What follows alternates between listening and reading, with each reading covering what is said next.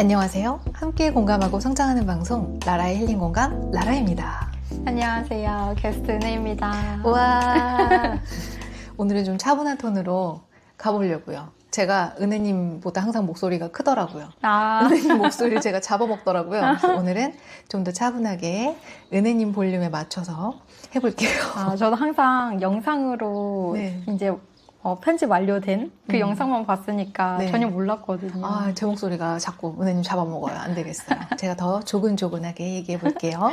오늘 원래 정현님 오신다고 했는데 정현님 너무 바빠요. 너무 막 날아다니고 있어요. 걸어다니지도 않고 날아다니고 있어서 한 주만 쉬었다가 다음 주에 뵙기로 하고 오늘 은혜님 다시 한 번 더 초대했습니다. 2배로 반갑습니다. 감사합니다. 날씨가 많이 더워졌죠? 네. 지금 덥고 습해져서 그쵸? 지금 맞아요. 후끈후끈한 게 여름이다. 찐여름이다. 오늘 또 다행히 바람이 시원한데 이 장마의 느낌을 한껏 느끼며 습기가 네. 상당하죠. 네, 불쾌하기도 한데 또 어찌 보면 좀 짜릿하기도 해요. 불쾌하다고 느끼면 너무 견디기 힘들잖아요. 이제 시작일 뿐이니까. 맞죠. 2달은 이상 될 테니까 저도 최대한 이제 불쾌하게 느끼지 않고 이게 여름이지. 화면에 보이실지 모르겠지만 저 지금 머리가 부슬부슬 곱슬머리가 이제 잔뜩 촉촉해졌어요. 튀어나오고 그쵸? 있거든요. 그 자기 주장이 강해지고 있어요, 머리가. 네, 드라이의 힘을 뚫고 자기 주장이 강해지는 머리로 한껏 이 계절을 느끼면서 오늘 방송 시작해 보겠습니다. 자, 우리 3주차 과제 함께 또 나누고 시작해 볼까요? 과제 점검부터 해봅시다. 좋습니다. 기본 과제, 모닝 페이지, 아티스트 데이트, 걷기 중에서 은혜님은 어떤 얘기 나누고 싶으세요? 한 주간 가장 인상 깊었던 것? 저는 오늘 아침에 모닝 페이지가 가장 기억에 남아서 모닝 페이지 이야기를 해보려고 하는데요. 네. 제가 오늘 아침에 작성하면서 어제 많은 일이 있었던 그 상황들이 차곡차곡 정리가 되면서 또 미처 표현하지 않았던 그리고 감춰져 있었던 저 깊숙한 제 감정이 마구 튀어나오면서 생각하고 감정에 막 엉켜있다는 걸 되게 많이 발견했고 그걸 쓰다 보니까 좀 쏟아낼 수 있는 곳이 있다는 것이 되게 시원했고 사람들한테 갑자기 할 수 없잖아요. 또 나의 개인사를 다 드러낼 수도 없고 그 사람이 뭔가 그걸 다 받아줄 여력도 없기 때문에 좀 저 혼자 잘 소화할 수 있었던 그 모닝 페이지가 있어서 참 다행이라는 생각을 했습니다. 아유, 너무너무 공감됩니다. 네. 수도 없이 저도 겪었던 일이니까요. 저도 라라님은? 네, 또 마음이 급해가지고 초대를 안 기다리고 네, 저도 모닝 페이지 얘기를 하고 싶은데요. 원래도 모닝 페이지를 주 3회 이상은 항상 쓰고 있었는데 요즘에 조금 더 촘촘히 쓰고 있어요. 그랬더니 확실히 조금 더 좋더라고요. 안 쓸 때는 뭐 상상도 못할 만큼 마음이 힘들어지고 은혜님 얘기 되게 공감되는 게 우리 민감한 사람들이요. 소화하는데 시간이 좀 걸려요. 저는 정말 공감합니다. 예, 그러니까 그게 소화할 시간이 없이 계속 인풋이 있거나 인풋이든 아웃풋이든 있고 사람들을 만나고 나면 이게 정말 이렇게 쌓여 있는 거 있죠. 그래서 이렇게 많은 감정과 생각이 다 엉켜 있었으니까 되게 어쩔 줄 모르는 상태가 되잖아요. 그 말 너무 공감됐습니다. 저는 누군가를 만나고 이러지도 않았는데 저 혼자 제 안에 잔뜩 엉켜있는 생각들을 아침마다 이렇게 정말 개워내니까 너무 개운해졌고 머리가 좀 명료해졌고 무엇보다 저는 느끼는 게 아침에 모닝 페이지 쓰면 에너지가 짠 하고 올라요. 그래 오늘 하루 이렇게 살아보자 신난다 이렇게 딱 되고 의지력이 딱 차오르고 일할 준비가 돼요. 근데 저녁 때쯤 되면은 다시 불안해져요. 제가 요즘에 수업도 안 하고 있고 사람도 안 만나고 칩거 중이지 않습니까? 그러니까 이렇게 사는 게 맞나? 나 뭐 잘못 사는 거 아닌가 하고 불안이 갑자기 막 엄습해요. 자기 전에 제일 이렇게 극도로 심하고 그리고 자고 나면 굉장히 많은 꿈을 꾸고 그 꿈은 요즘에 제가 몸이 안 좋기 때문에 꿈을 많이 꾸거든요. 원래 기가 허하면 꿈을 많이 꿔요. 꿈을 많이 꾸고 일어나면 또 이제 하루를 살아가기가 너무 버겁다, 무섭다는 생각이 들어요. 근데 그걸 또 모닝 페이지 쓰고 나면 언제 그랬냐는 듯이 짠! 오늘 하루 또 신나게 살아봐야지? 이렇게 아침 저녁으로 거의 미친년 널뛰는 것 같이 어떤 감정과 부정적 감정과 긍정적 감정이 극명하게 모닝 페이지를 기준으로 근데 이걸 하루에 한 번씩 하니까 제가 이렇게 견디고 살아가지 2, 3일 간격으로 늘어지거나 일주일에 한 번 하면 저는 사실은 이 부정적인 감정이 먹힐 것 같아요. 내 인생이 정체된 것 같고 아무것도 할 수 없을 거라는 느낌에 먹힐 것 같아서 또 이렇게 모닝 페이지 덕분에 오늘도 힘내서 일주일 첫날을 시작했습니다. 듣고 나니까 저도 더 촘촘하게 써보고 싶다는 그런 생각이 많이 드는 것 같아요. 아유, 그렇습니까? 네, 아무튼 모닝 페이지는 너무 기특하다. 맞아요. 정말 모닝 페이지가 나를 살리는구나. 내 인생을 끌어가는구나라고 또 생각했던 한 주였습니다. 이번에는 3주차 미션도 점검하고 가볼게요. 제가 듣기 훈련 2가지를 지난주에 과제로 내드렸는데 어떻게 하셨는지 몹시 궁금하지만 일단 저희 얘기를 나눠볼게요. 첫 번째는 내면의 비평가의 이름을 짓고 비평가가 하는 말을 한번 구분해서 요거는 비평가가 하는 말이구나 하고 한번 무시해보자 라는 훈련이 있었어요. 맞아요. 저는 내면의 비평가의 이름을 소심이라고 지었죠. 그랬죠. 지난주에. 그래서 소심이가 이번 주에 저에게 뭐라고 했냐면 아까 얘기했던 대로 모닝 페이지를 쓰면 소심이는 사라져요. 그리고 하루를 다 살아내고 밤쯤 되면 소심이가 다시 찾아와요. 넌 아무것도 못할 거야. 넌 아무것도 아니야. 넌 몸도 아프고 넌 이제 끝났어. 넌 할 수 있는 게 아무것도 없어. 이 한심한 인간. 넌 나이 값도 못해. 막 이렇게 말하는 넌 아무것도 아니고 착각하지만 너는 아무것도 못하는 한심한 인간이야. 이런 말을 하기 시작해요. 그 말을 저는 이제 소심이가 하는 말이구나 라고 구분을 했고 그 제가 재밌게 본 드라마가 있어요. 신병이라고 혹시 아세요? 네. 신병 시즌 2, 1, 2에 성윤모 네. 일병이 나오잖아요. 근데 제가 그 성대모사를 요즘 즐겨 하거든요. 근데 이렇게 저한테 소심이가 말하면 저는 그 말에 꼭 대꾸를 해줘요. 뭐라고 하냐면 넌 아무것도 아니야 이 한심한 인간아. 그렇구나. 나는 아무것도 아니구나. 넌 너무 한심해. 그렇구나. 나는 한심하구나. 잘 담겼어야 될 텐데. 잘 비슷했나요? 네. 이렇게 하면은 웃기잖아요. 네, 웃겨서 너무 기분이 웃겨요. 좋아지면서 그냥 이 말을 받아들이는 거기도 하고 나를 공격하는 말을 그래 그렇구나. 그래서 저희 남편이랑 요즘에 이렇게 장난으로 많이 성대모사를 하거든요. 그랬구나. 피곤하구나. 막 이러는데 이렇게 한 느낌. 그랬구나. 이러면서 웃으면서 넘겼습니다. 개그로 받아쳤습니다. 저희 소심이의 말들을. 은혜님은 어떤 비평가가 어떤 말들을 했나요? 네, 저는 시험 감독관이었잖아요. 네. 근데 이게 모닝 페이지에선 나타나지 않는다고 하셨지만 저는 모닝 페이지에서 자주 이렇게 저한테 한 번씩 이렇게 판단 평가를 하거든요. 혹된 말을 하나요? 너 지금 그런 생각 정말 별로다. 너 그런 생각하는 사람이라는 게 진짜 그렇게 좋은 사람이라고 느껴지지 않는다. 이런 좀 평가의 말들을 많이 하고 있어서 오늘 모닝 페이지 쓰면서도 이 시험 감독관의 비판과 판단 평가를 이제 거기에서 저항감이 느껴졌지만 그래 그냥 한번 써보는 거지 이렇게 써내려갔더니 좀 더 시원하게 느껴졌던 것 같아요. 맞죠. 아마 제가 이렇게 무시했다는 시도였으니까 그랬지 않을까 싶은데요. 그 덕분에 한 가지 더 얻은 것은 이 노트를 잘 보관해야겠다. 이런 생각을 하게 됐던 경험을 나눠봅니다. 맞습니다. 너무 많은 진실이 담겨 있어요. 네. 세상에 나오면 안 돼요. 안 됩니다. 저도 꼭 죽을 때 노트북 폭파해달라. 통째로 폭파해달라. 남아선 안 된다.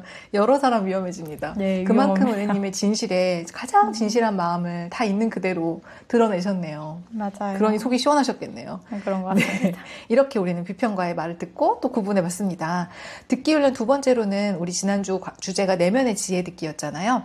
그래서 걱정되고 자주 불안에 빠지고 맞닥뜨릴 때마다 마음의 평화를 어지럽히는 그 일을 적어보고 더 높은 자아에게 이 문제에 대한 지혜를 요청하고 마음에서 들린 소리를 받아 적어보자 라는 과제를 내드렸어요. 자, 은혜님 어떤 시도를 하셨나요?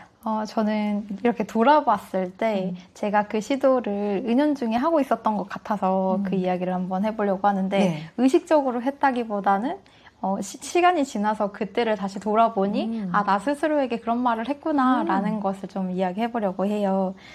제가 이제 낯설다? 이제 좀 오랜만에 만나는 사람들 사이에서도 낯을 많이 가리는데 이제 그런 환경에 처하게 됐었어요.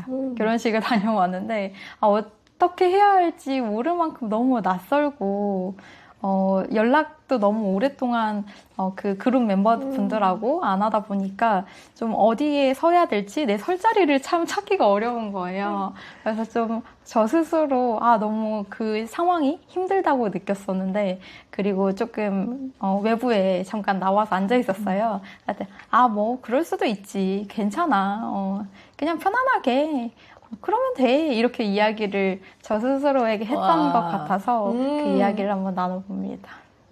또 나 까먹어서 지금 이러는 거야. 다정한 할머니, 명랑한 할머니, 귀여운 할머니. 아무튼 네. 귀여운 할머니가 괜찮아, 그럴 수도 있지 뭐 하고 그렇게 밖에 나가서 앉아있는 아이는 겁먹은 네. 강아지 맞나요? 네. 지난주에 얘기했던 겁먹은 강아지 똥강아지? 생각나네요. 네, 네. 똥강아지가 생각나네요. 할머니가 괜찮아, 그럴 수도 있지, 어색할 수도 있지. 네. 근데 은혜님이 처한 그 상황 너무 공감되는데요.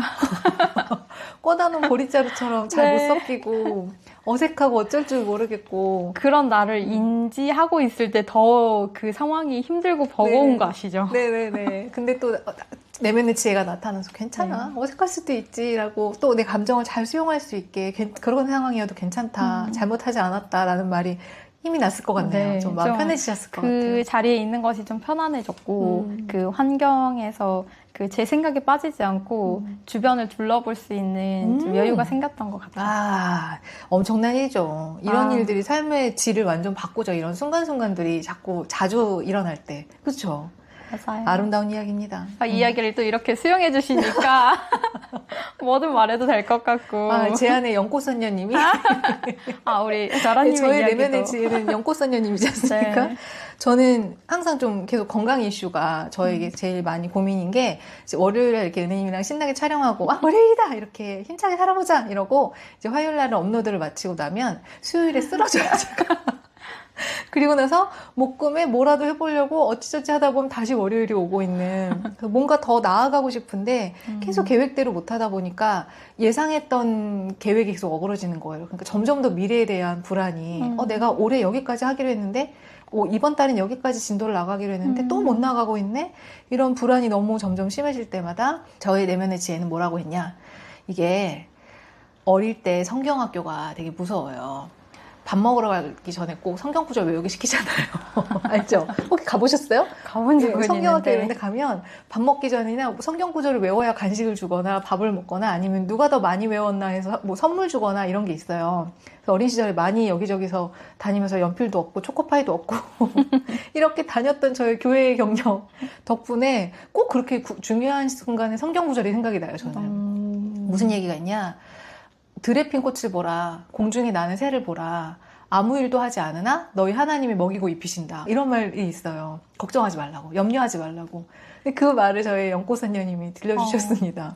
공중에 나는 새도, 들에 핀 새도 아무 일도 하지 않아도 다 먹이고 입히신다. 염려하지 마라. 근데 내가 이렇게 살다가 내가 나를 책임지지 못하면 어떡하지? 내 미래에 만약에 내가 많이 아프거나 더 큰 병에 걸리면 어떡하지? 릴라는 어떡하지? 막 이런 고민, 미래에 대한 불안이 밀려올 때 너무 좋았어요, 이 말 듣고. 그 일이 만약에 일어나잖아? 그럼 그때 넌 해결할 수 있어.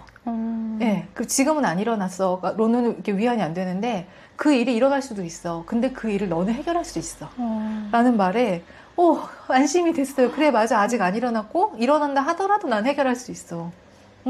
그래서 또 마음의 평정을 찾을 수 있었습니다. 진짜 단단한 지지네요. 네.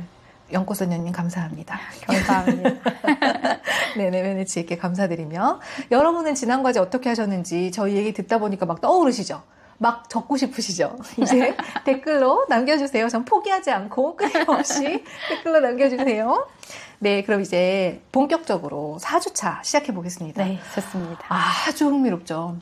지금까지 1, 2, 3주차도 참 좋았는데 4주차가 제일 좀 흥미롭지 않을까, 좀 신선한 도전이지 않을까. 맞습니다. 무엇입니까, 4주차의 주제는? 네, 4주차의 주제는 소중한 사람의 말을 경청하는 법. 근데 여기서 말하는 소중한 사람이 그냥 은혜님 저에게 소중한 사람이죠. 네. 이런 살아있는, 만질 수 있는 소중한 사람 말고 존재하지 않는, 네. 뭐 돌아가신 분일 수도 있고 아주 멀리 떨어져 있는 분일 수도 있고, 이렇게 하지만 여전히 나에게 소중한 사람의 말을 듣는 챕터예요. 그래서 맞습니다. 아주 신비롭고 낯설 수도 있고, 어떻게 죽은 사람의 말을 들어, 죽은 사람이 어떻게 대화를 해, 이렇게 저항감이 올라올 수도 있고, 이거 뻥 아니야? 그럴 수도 있죠. 예, 이게 어떻게 가능해?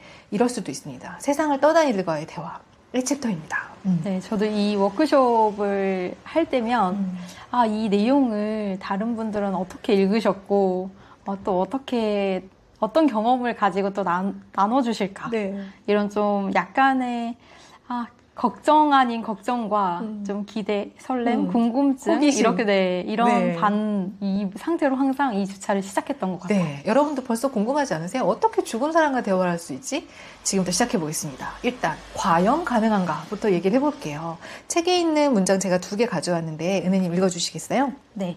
눈에 보이지 않는다고 해서 들리지 않거나 가깝지 않은 것은 아니다. 안 될 거라는 나 자신의 저항만 이겨낸다면 그런 듣기 또한 일상적이고 편안하게 느껴질 수 있다. 네, 한 문장 더. 소냐라는 분이 했던 얘기인데, 영혼과의 소통은 쉽고 자연스러운 거예요. 특별한 방법을 알아내야 하는 일이 아니라고요. 네. 눈에 안 보인다고 해서 안 들리는 것도 아니고 가깝지 않은 것도 아니다. 그냥 안 될 거란 생각만 없으면 아주 일상적이고 아주 편안하고 심지어 쉽고 자연스럽다. 되게 특별하지 않다. 저는 이 말에 정말 공감을 합니다. 그래서 지금부터 굉장히 길게 되게 저항감 일고 이게 어떻게 가능하겠냐라고 머리로만 살던 제가 이 일련의 사건들을 통해 아주 자연스러워졌어요. 이런 일이 너무 지금 소녀가 말한 대로 이 책에 나온 대로 자연스럽다, 가능하다. 그랬던 저의 사례들을 좀 얘기를 해볼게요. 첫 번째는 제가 레이키라는 걸 배우지 않았겠습니까? 레이키는 이제 내 손으로 우주의 어떤 최고의 사랑과 치유의 에너지를 손으로 이제 보내주는 방식이에요. 그런 방식인데 이게 만났을 때 이렇게 손을 대고도 손을 대고도 레이키를 전달해 줄 수 있지만 뭐 은혜님의 몸에 이렇게 제가 손을 얹고 전달해 줄 수도 있지만 레이키는 만나지 않고 원격으로도 가능해요. 그러니까 은혜님이 집에 있는데 또는 은혜님이 지구 반대편에 있어도 제가 보낼 수 있고 심지어 현재만 보내는 게 아니에요. 과거의 나에게도 보낼 수 있고 미래의 나에게나 미래에 내가 있을 공간에 먼저 보내놓을 수도 있어요. 그러니까 시공간을 초월하는 거죠. 근데 이 원격 레이키를 하다 보면 은혜님의 에너지가 느껴지거든요. 네, 그러니까 어떤 슬픔이 느껴질 때도 있고 되게 맑고 밝은 에너지가 느껴질 때도 있고 어떤 이미지가 보일 때도 있어요. 어떤 경우는 또 그럴 때도 있어요. 쭉쭉 빨려 들어간다는 느낌. 정말 이렇게 흡착판이 있는 것처럼 이분이 정말 너무 잘 받아들이고 있구나. 내가 보낸 에너지를. 그런 경우도 있고 레이키 보내주세요라고 했는데도 보냈는데 튕겨나오는 경우도 있어요. 안 받아들이시는 경우도 있고 막 구석에 웅크리고 있는 모습이 보일 때도 있고 되게 외로운 뒷모습이 보일 때도 있어요. 그래서 이걸 아주 오랫동안 반복하다 보니까 얼마든지 우리는 어디에 있든 누구든 연결될 수 있구나. 그걸 느낄 수 있구나. 라는 걸 좀 많이 경험하게 됐어요.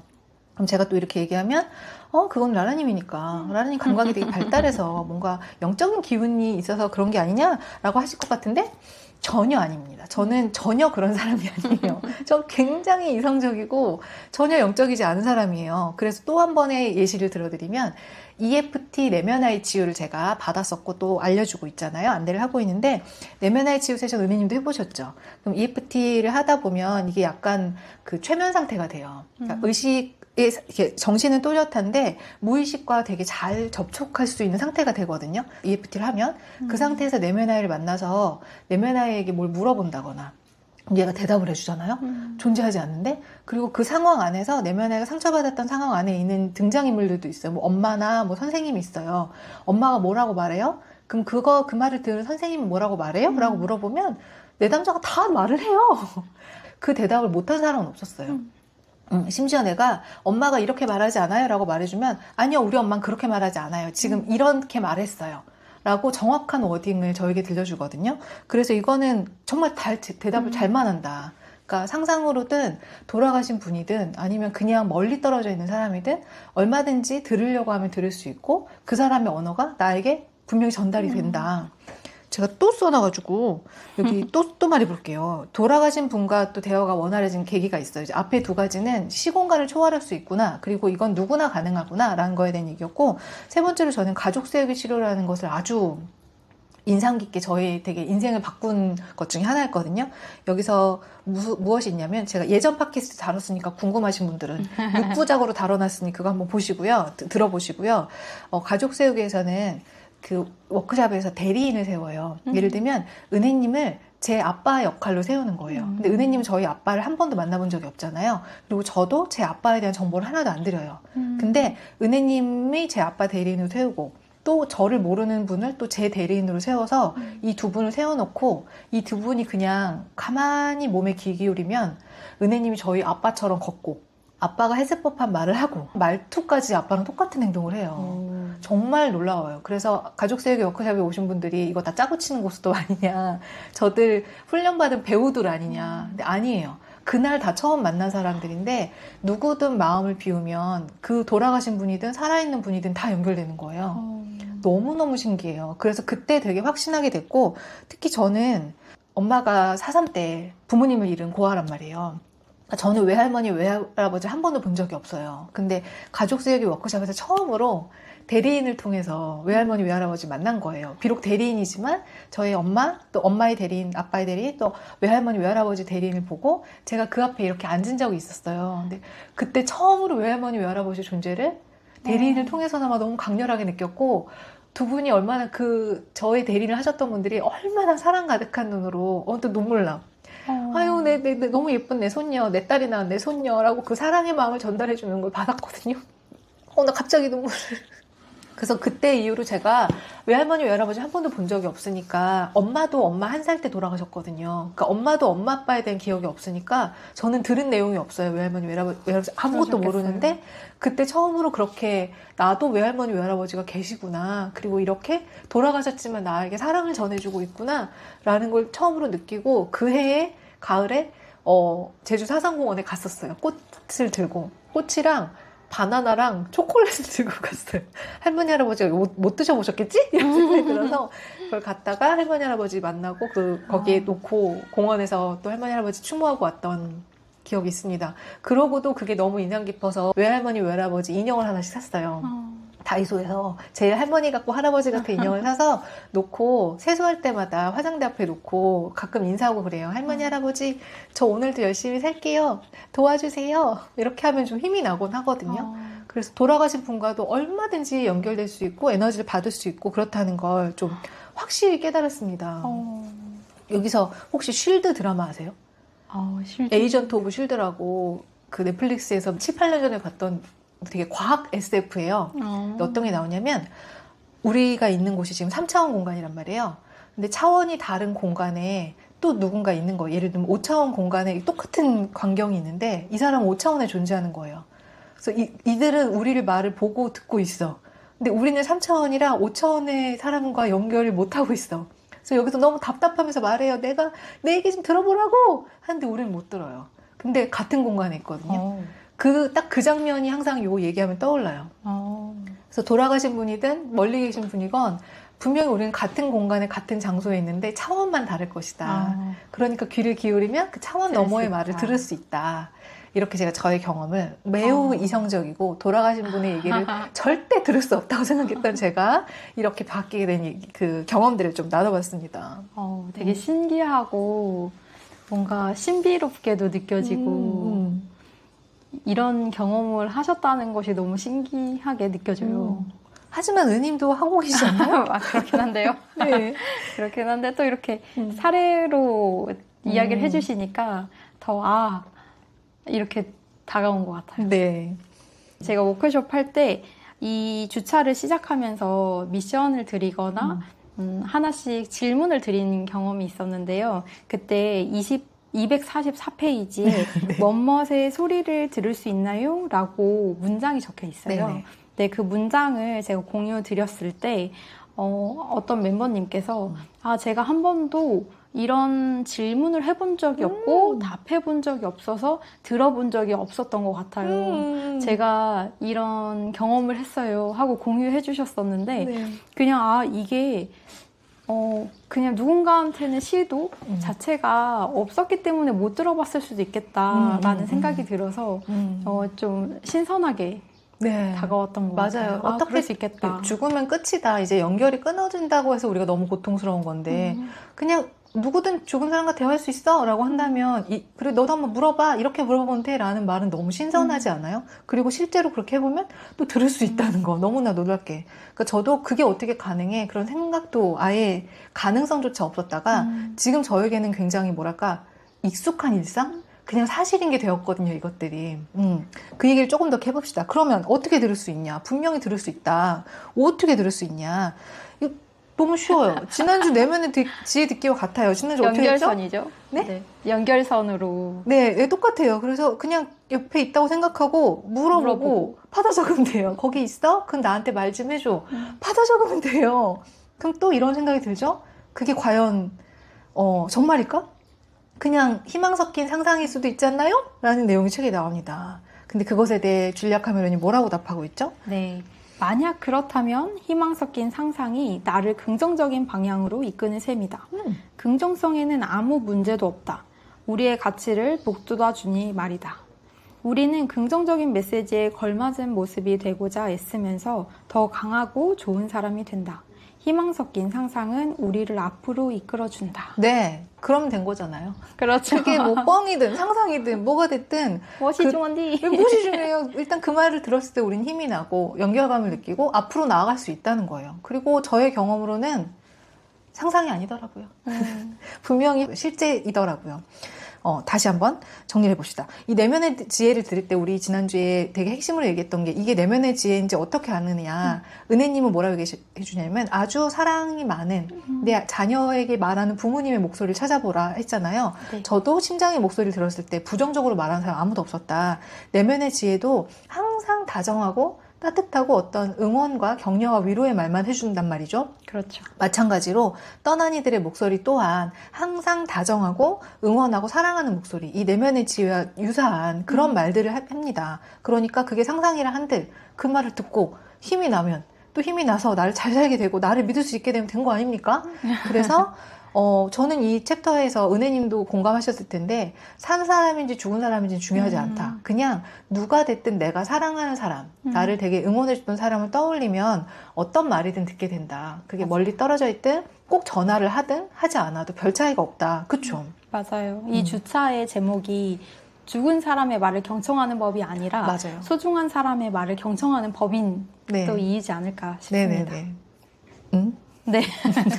그래서 제가 워크숍에서 또 했던 이야기들을 좀 공유해 드려보면 나를 이끌어주는 긍정적인 메시지를 한번 떠올려 보세요 라는 질문을 드렸을 때 한 멤버님께서 내가 자주 생각하는 그 긍정적인 메시지가 항상 내 곁에 있고 내가 그 메시지를 또 자주 떠올리고 그것을 꼭 인식하지 않더라도 가까이 있구나 라는 거를 또 발견해서 그 경험을 나눠주신 사례가 있었어요. 얼마나 든든해요. 네. 항상 떠올리지 않아도 가까운 곳에 있고 언제든 그걸 또 들을 수 있고 곁에 있구나. 네. 네, 맞아요. 우리 책에 246페이지에 어떤 말이든 들려달라고 청하고 그 소리를 들어라. 늘 함께였지만 이제는 만날 수 없는 친구와 연결되고 싶은 건 지금 이 순간 그 친구가 꼭 필요하기 때문이다. 라는 문장이 있는데 그 딱 나눔을 듣고 이 문장이 떠올랐던 것. 네, 그걸 또 공유하고 싶었습니다. 네, 저도 이 문장 좋았어요. 만약에 뭔가 그 사람이 떠올랐다면 그 친구가 지금 이 순간 필요한 거죠. 근데 멀리 있을 수도 있고 이 세상에 없을 수도 있지만 어쨌건 그 친구가 떠올랐다면 그 친구가 해주는 말이 꼭 필요한 거고 그러면 들으면 된다. 얼마나 든든해요. 그쵸? 네. 그래서 이제 들으면 어떤 일이 생기는지 조금 더 제가 얘기해 보려고 합니다. 저의 경험에서는 지금 계속 얘기하고 있지만 어떤 상황에서도 내가 외로울 수가 없구나. 를 깨달았어요. 엄마 아빠가 돌아가신다 한들 나는 엄마 아빠랑 같이 있을 수도 있고 말을 들을 수가 있구나. 그리고 한 번도 만나보지 못했던 외할머니 외할아버지도 나는 느낄 수도 있고 말을 건넬 수도 있고 말을 들을 수도 있구나. 너무 든든해요.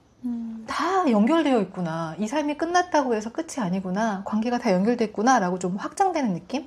그리고 떠난 이들의 말은 항상 또 사랑이잖아요. 응원과 격려 따뜻한 말을 해주고 있어서 책에서 뭐라고 말하냐면 마음에 믿음을 자라게 하는 말들이라고 표현했어요. 그들의 말을 들을 때 내 안에 믿음이 자란다. 내가 할 수 있다. 내가 해낼 수 있어. 난 또 힘을 낼 수 있어. 라는 나를 믿게 해주는 말들을 계속 들을 수 있고 공급받을 수 있다는 거. 저는 또 동물에 대한 얘기를 하고 싶어요.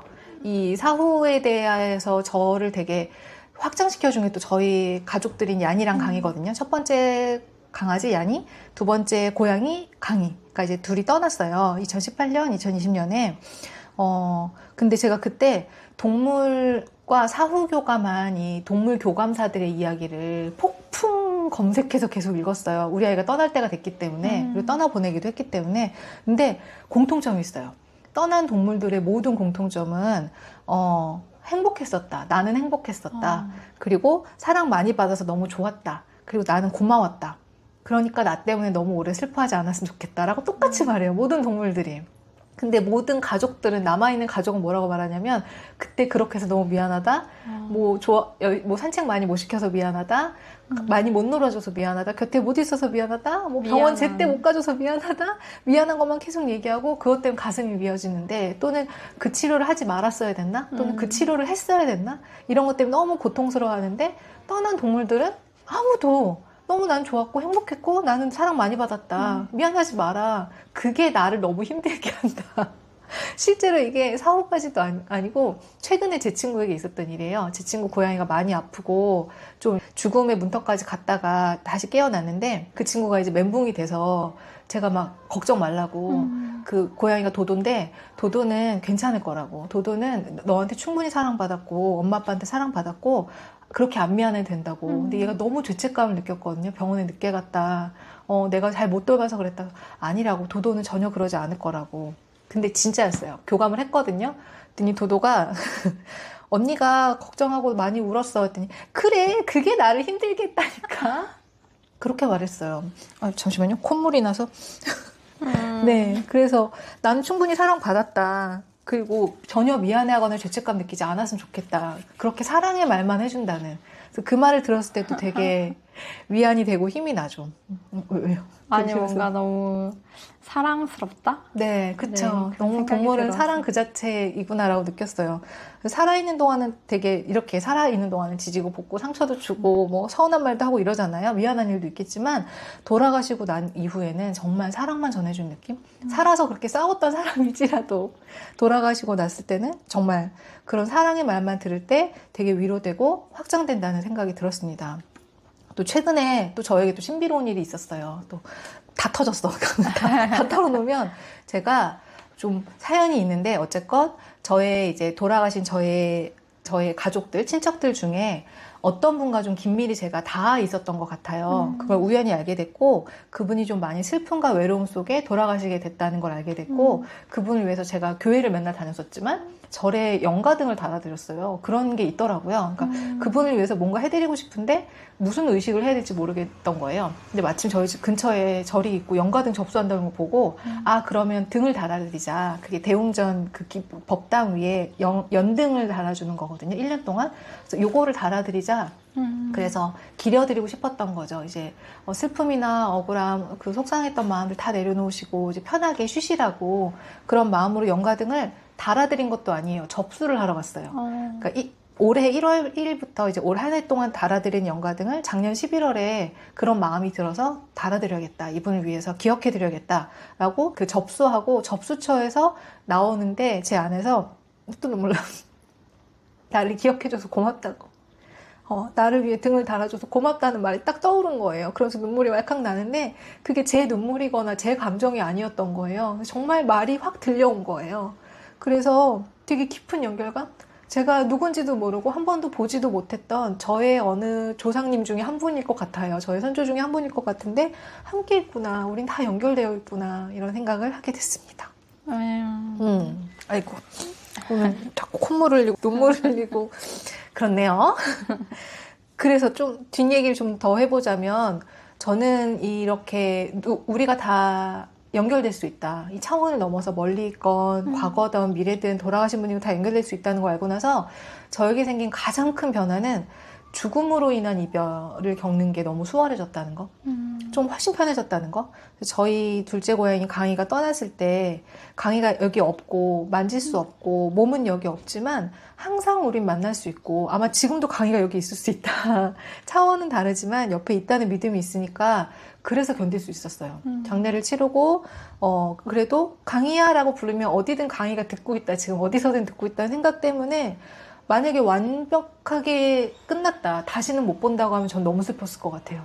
근데 몸만 떠났고 우린 언제든 연결될 수 있고 부르면 듣고 난 강의를 느낄 수 있다고 생각하니까 정말 달라요. 훨씬 그 슬픔을 견디기가 쉬웠거든요. 슬픈 건 그냥 만질 수 없다는 슬픔인 거죠. 연결은 언제나 돼 있으니까요. 그리고 실제로 지금도 4년이 지났는데도 지금도 강의를 떠올리면 똑같이 연결감을 느낄 수 있고 그 강의의 느낌을 느낄 수 있어요. 사랑을 느낄 수 있고 강의가 이렇게 저한테 했던 모든 것들을 다 느낄 수가 있어요. 만지지 못해도. 그래서 가족과 또는 사랑하는 사람과 이별하고 너무 힘드신 분들 많잖아요. 그 이별을 놓지 못하고 그 단절감이 너무 아픈, 이 끊어짐이 너무 아프실 때 아픈 분들은 이렇게 듣는 훈련을 통해서 그분이 여기에 존재하지 않는 이 부재를 정말 잘 견뎌낼 수 있을 거란 생각이 들어요. 특히 드라마에도 자주 나오잖아요. 꼭 돌아가신 네, 분이 맞아요. 나타나가지고 이렇게 말해주고 위로해주고 힌트 주고 가고 막 그러잖아요. 드라마에서만 그런 게 아니라 우리도 얼마든지 일상에서 그럴 수 있다는 걸. 아휴, 네, 잘 들어주셔서 감사합니다. 네. 되게 많은 경험들을 저도 들을 수 있어서 또 음. 이렇게 공유할 수 있어서 감사하고 네. 또 그게 저도 그런 경험을 할 때가 있지만 또 내 기억은 뭐 당연하게 느끼거나 너무 가볍게 느낄 수 있는데 또 이렇게 들으니까 그런 경험 하나하나가 너무 소중하게 느껴지는 것 같아요. 그리고 그렇게 연결됐다는 생각을 들으면 정말 슬프지 않아요? 연희가 18년에 떠났거든요. 근데 지금 거의 이제 7, 8년이 지났는데 지금도 연희 떠오를 때마다 연희가 탄수화물을 좋아했어요. 짜장면, 피자 이런 거 좋아했거든요. 떡 좋아하고 밥도 좋아하고 맨밥도 좋아했거든요. 그냥 가끔 야니가 딱 떠오르면 야니야 오늘은 짜장면 먹어라 막 그래요 제가. 야니야 오늘은 치킨 먹어라. 그러면 야니가 지금 이 세상에 와 있을지 어디에 있을지 모르겠지만 제 사랑을 느꼈을 것 같아요. 그래서 왠지 기분이 좋고 왠지 그날 치킨을 먹고 사람으로 태어났을지 개로 태어났을지 모르겠지만 뭘로 태어났던 그날 되게 기분 좋은 에너지를 느끼지 않았을까? 그럴 때 너무 충만해져요. 항상 같이 있다고 느끼고. 워크숍에서 멤버님께서 죽음에 대한 주제가 이렇게 전반에 있다 보니 죽음은 어쩌면 삶의 맞은편이 아니라 출생의 맞은편이 아닐까 그런 생각이 든다는 이야기를 해주신 적이 있으세요.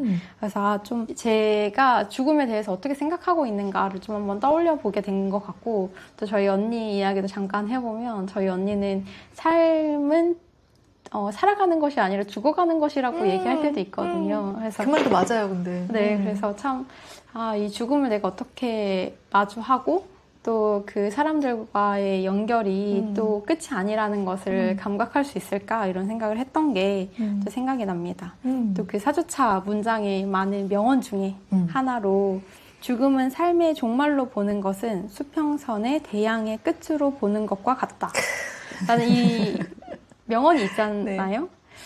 이 문장을 제가 이해하기 위해서 정말 오랜 시간 곰곰이 생각했던 그런 곱씹어봤던 기억이 납니다. 네, 종말이 아니라 순환인 거죠. 어찌 보면 순환이고. 어쨌건 세트고 이렇게 분리되지 않는다? 지금 계속 얘기하지만. 그러니 얼마든지 우린 죽음과 삶 사이를 연결할 수 있다?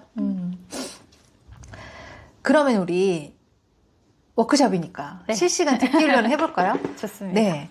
책에 254페이지에 있는 내용이네요. 특별한 곳에 있는 자신을 상상하래요. 특별한 곳. 이게 좀 신비로웠어요. 그냥 여기서 네. 눈 감고 상상하자가 아니라 조금 특별한, 왜 원래 좀 죽은 사람 만나고 이럴 때는 드라마에서도 좀 신비롭잖아요. 뭔가 되게 영적인 신비로운 공간을 떠올리잖아요. 뭔가 무한한 하얀 공간이라거나 아니면 조금 뭔가 특별한 공간이잖아요. 샤샤샤샤한 그런 좀 신비로운 자기만의 특별한 공간을 한번 상상을 떠올려 보시고 그리고 거기서 누군가를 만나는 장면 상상하면서 한번 걸어볼게요. 그 특별한 공간에서 누군가를 만나서 근데 꼭 돌아가신 분이 아니어도 좋고 돌아가신 분 중에 만나고 싶은 분도 좋고 또는 뭐 거리가 멀거나 사정상 지금 만날 수 없지만 항상 나에게 따뜻한 응원과 지지와 사랑을 해주는 그런 사람의 조언을 구할 수도 있고 또는 그리워하는 마음을 전달할 수도 있고 이런 시간을 우리 은혜님의 핸드폰으로 1분 동안 한번 네, 좋습니다. 네, 특별한 곳을 상상하고 그곳에서 그 사람을 만나서 함께 걸으면서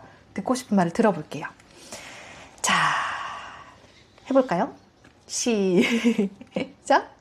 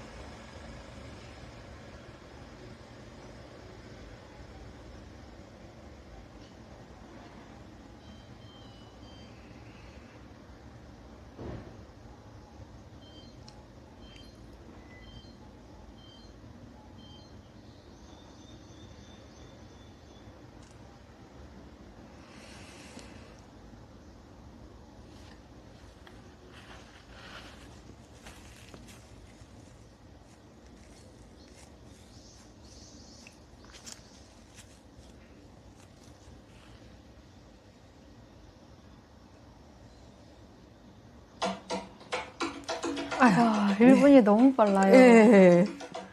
아유, 저는 또 울고 있네요. 아유. 아유. 아이고. 어떤 시간을 보내셨기에. 실시간으로 막 콧물까지. 코가 차면 제가 말을 할 수가 없어요. 죄송합니다, 여러분. ASMR 뜻밖의. 네, 뜻밖의 코푼 ASMR을. 자, 은혜님. 어떠셨어요? 저 먼저 얘기할까요? 네, 좋아요. 네, 저는 아까 얘기했던 대로 외할머니, 외할아버지를 또 만나봤어요. 이 특별한 장소 생각하니까 평상시에도 많이 제가 인형 있다고 그랬잖아요. 인형과 대화 많이 했는데 어디서 만났냐면 외할아버지가 제주 강정마을 출신이에요. 그래서 제가 외할아버지 그 사셨던 생전 주소를 그 사삼 평화공원에 물어봤더니 알려주시더라고요. 처음으로 알았어요. 엄마도 몰랐던 거예요. 근데 처음으로 알아서 강정에 할아버지가 사셨던 곳에 갔더니 지금 토스카나 호텔이 생겼더라고요. 그 자리에. 근데 어쨌건 감귤밭이 있는 되게 평범한 시골 농가 근처였어요. 할아버지가 사셨던 데가. 그래서 할아버지가 여기 사셨었구나, 여기서 태어나셨구나 그랬는데 그 장소를 떠올렸어요. 그 장소에서 그 시골 마을을 할아버지랑 걸으면서, 할머니랑 할아버지랑 걸으면서 할머니 할아버지가 37쯤 돌아가신 거예요. 그러니까 저는 할머니 할아버지가 살지 못했던 삶을 살고 있고 떠올릴 때마다 너무 청년이었던 두 부부가 떠올라요. 은혜님 정도에 되는 그런 청년인 부부인데 저에게는 외할머니 외할아버지신 거죠. 그래서 할머니 할아버지가 저에게 생명을 주신 덕에 엄마가 태어났고, 그래서 또 엄마가 저를 낳아서 저는 할머니 할아버지가 살아보지 못했던 삶을 살고 있어요. 할머니 할아버지 살지 못했던 그 이후의 삶도 살고 있어요. 너무 감사해요 라고 말을 했고, 할머니 할아버지가 너무 우리 손녀 기특하다고, 잘 자라면서 기특하고 항상 함께하니까 항상 곁에 있고 응원해 줄 거라고, 그런 말을 듣고 이렇게 철철 울고 있습니다. 1분 만에 깊은 연결감을 느끼고 오셨네요. 네. 은혜님은 어떠셨어요? 이렇게 빨리? 네. 네. 저는 저희 엄마가 생각이 났었어요. 생각이 났는데 엄마께서 사진 찍으러 다니시거든요. 근데 엄마 살아 계세요. 네. 네. 근데 네. 시골에 계시고 네, 이렇게 자주 만나지는 못하는데 엄마께서 이렇게 산을 이렇게 둘러보면서 사진을 찍는 모습을 제가 옆에서 따라가고 있는 그런 장면을 좀 떠올렸어요. 네. 좀 시냇물도 흐르고 있었고, 네, 좀 이 새 소리가 들려서 그런지 네. 그 산 등산하는 엄마를 따라가는 그 과정에서 새소리도 좀 지저귀는 그런 공간이었을 거라는 생각이 좀 들었고, 그래서 엄마의 그 행복해 보이는 그 모습, 엄마가 즐기고 있는 그 모습이 그냥 뭐 어떤 말을 하지 않아도 나도 저렇게 살고 싶다 이런 생각을 좀 그 장면이 떠오르고 그런 시간을 좀 가진 것 같아요. 되게 영화의 한 장면을 이렇게 몰래 스크린 내로 상영되는 걸 들여다본 기분이에요. 네네. 시골에서 사진을 찍고 다니시는 이제 아이를 다 키우고 그런 생활을 하시는 엄마가 좋아하는 거 하고 계신 거잖아요. 네, 그쵸. 너무 즐겁게 숲속에서. 근데 그걸 쫄랑쫄랑 따라가는 네. 은혜님이 떠올라서 되게 따사로웠네요, 이 장면이. 네. 그 장면이 은혜님에게는 어떠셨어요? 그냥 엄마가 행복해 보여서 좋았던 것 같아요. 그냥 나도 저렇게 행복하게 살아야겠다. 이런 엄마께서 막 뭘 말하지 않아도 그걸 이제 메시지를 듣는 느낌? 네, 다 말하지 않아도 다 느껴지고 이렇게 상상하는 것만으로도 1분 안에 다 전달받았네요. 나도 저렇게 살아야겠다. 그리고 엄마가 행복해서 나도 행복해. 이런. 그리고 저도 한 번도 뵌 적은 없지만 항상 지지받고 응원받고 있다는, 그리고 이 삶이 되게 소중하다는, 할머니 할아버지가 살아보지도 못했던 삶을 나에게는 선물해 주셨다는 그런 생각도. 그만 울어야지. 물 먹고. 자, 이제 슬슬 마무리를 해봅시다. 아니 벌써 이상해요. 왜 자꾸 시간이 빨리 가지, 그쵸? 앉았는데 끝나는 느낌? 맞아요. 자, 4주차에서 또 꼭 나누고 싶은 문장들로 저희가 각각 고른 것들 나눠볼까요? 은혜님 먼저. 네, 저 오늘 책을 많이 읽어드리는 것 같은데 저는 또 두 문장을 골라왔습니다. 첫 번째는 제가 이 4주차에서 가장 심도 있게 문장을 되짚어봤던 문장인데요. 250페이지에 우리는 의심하는 마음을 의심하는 법을 배워야 한다. 어쩌면은 저에게는 시험 감독관, 내면의 맞아요, 비평가를 맞아요. 네. 많이 떠올리게 했던 그런 말이고, 다른 사람의 말을 들을 때 조금은 너무 수용하는 편이었는데 조금은 한번 의심해보는 그런 과정을 그 말 그렇게도 해석할 수 있군요. 갖게 됐던 문장이었어요. 그리고 두 번째 소개하고 싶었던 문장은 252페이지에 남들이 얘기할 때 온전히 거기 있어주는 건 아주 존경할 만한 일이에요. 제가 요즘 이 듣기 연습을 함께 하고 있잖아요. 그래서 더 못 듣고 있다는 걸 더 많이 감각하게 되어서 네, 그리고 또 제가 누군가의 이야기에 조금 더 귀 기울여 보겠노라 이렇게 다짐하게 됐던 문장이기도 해서 이 두 문장을 꼭 나누고 싶었습니다. 아유, 존경할 만한 일이에요. 네, 오죽하면 나는 맞아요. 거기에 있어주는 게, 얘기할 네. 때 있어주는 게 거의 부재한다는 거죠. 얘기할 네. 때. 그리고 네. 저도 이 문장 좋았거든요. 의심하는 마음을, 의심하는 법을 배워라. 어떻게 죽은 사람 얘기를 들어요? 라는 말을 의심해봐라. 그런 의심하는 마음을. 그리고 은혜님 얘기하신 대로 누군가의 얘기를 들을 때 그것도 한번 의심해 볼 수 있는 거죠. 좋습니다. 바다님 문장도 네. 소개해 주세요. 저는 여기 명언이 정말 기가 막히잖아요. 본문도 되게 좋았는데 명언도 맞아요. 더 본문을 더 확 이렇게 깊게 만나게 해줘서 미치 앨범이 한 말이래요. 죽음은 삶을 끝낼 뿐 관계를 끝내는 것은 아니다. 그리고 괴테가 한 말, 아무리 멀리 있어도 우리와 함께 생각하고 느끼는 존재가 있음을 알 때 세상은 북적거리는 정원이 된다. 제가 아까 얘기했던 대로 3차원, 4차원, 5차원에 네. 각각 우리는 자기 차원밖에 못 보는데 사실은 다 모여 있는 거야. 이 공간에 다 있어. 북적북적. 북적거리는 정원인 거죠. 세상에 없는 존재와도 이렇게 살아갈 수 있다는 걸 우리가 알 때 언제든 위로도 받고 애정과 배려를 느낄 수도 있고 힘을 얻을 수도 있다는 걸 안다면 좀 삶이 많이 달라지지 않을까 싶어요. 그렇죠? 삶을 대하는 태도도 사람을 대하는 태도도 그리고 특히 외로움도 또 관계에 대한 생각들도 많이 바뀌지 않을까 싶습니다. 공감합니다. 여기까지 들으시면서 도움이 되셨다면 좋아요 타임 유튜브에서도 팟캐스트에서도 좋아요로 댓글은 바라지도 않아요. 좋아요라도 눌러서 거기서 함께 계시다는 걸 알려주세요. 자, 이제 4주차 과제 정리해 봅시다. 기본 과제 뭐죠? 모닝 페이지 아티스트 데이트 걷기. 네, 이제 반 넘어갔죠. 4주차니까 얼마 안 남았습니다.